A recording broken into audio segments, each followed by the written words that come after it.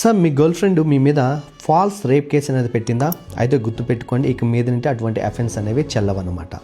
Sir ప్రస్తుత జనరేషన్లో కనుక మనం చూసుకున్నట్లయితే అమ్మాయి అబ్బాయి కనుక రిలేషన్షిప్లో ఎంటర్ అయినప్పుడు వాళ్ళిద్దరి మధ్య ఫిజికల్ రిలేషన్షిప్ అనేది సర్వకామన్గా అయిపోవటం జరుగుతుంది ప్రస్తుత జనరేషన్లో.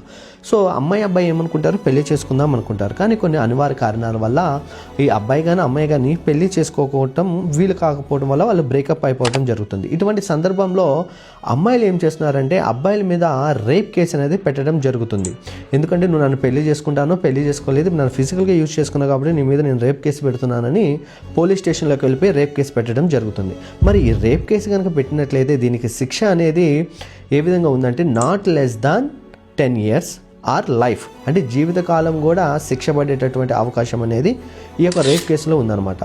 సో వీటికి సంబంధించి ఇప్పుడు ప్రజెంట్ కేసులు పెరిగిపోవడం వల్ల హైకోర్ట్స్లో అదేవిధంగా సుప్రీంకోర్టులో వీటికి సంబంధించి బెయిల్స్ కానీ క్వాష్ పిటిషన్స్ ఎక్కువ పడటం వల్ల అమ్మాయి అబ్బాయి ఇద్దరు కూడా ఫిజికల్ రిలేషన్షిప్లో ఉన్నప్పుడు సెక్సువల్ ఇంటర్కోర్స్ జరుగుతుంది కాబట్టి ఇక్కడ రేప్ డెఫినేషన్ అనేది అప్లికబిలిటీ అవ్వట్లా. అందుకని రేప్లో అమ్మాయికి ఎగ్నెస్ట్గా కనుక without her consent without her will కనుక సెక్సువల్ ఇంటర్కోర్స్ జరిగినప్పుడు మాత్రమే దాన్ని రేప్గా పరిగణిస్తారు. ఇక్కడ ఏమైపోతుంది, వీళ్ళిద్దరు ఫిజికల్ రిలేషన్షిప్లో ఉన్నప్పుడు వాళ్ళిద్దరు కన్సెంట్తోనే జరుగుతుంది, అక్కడ ఫోర్స్ అనేది ఏం లేదు. కాబట్టి అలాంటప్పుడు ఇక్కడ రేప్ కేసు అనేది ఏ విధంగా వస్తుంది అని సుప్రీంకోర్ట్స్ అనేవి ఆలోచించి ఈ యొక్క రేప్కి సంబంధించినటువంటి ఛార్జెస్ అనేవి రిమూవ్ చేయడం జరుగుతుంది. మరిన్ని లీగల్ అప్డేట్ గురించి ఫాలో అవ్వండి. మీ నాగేంద్ర అడ్వకేట్.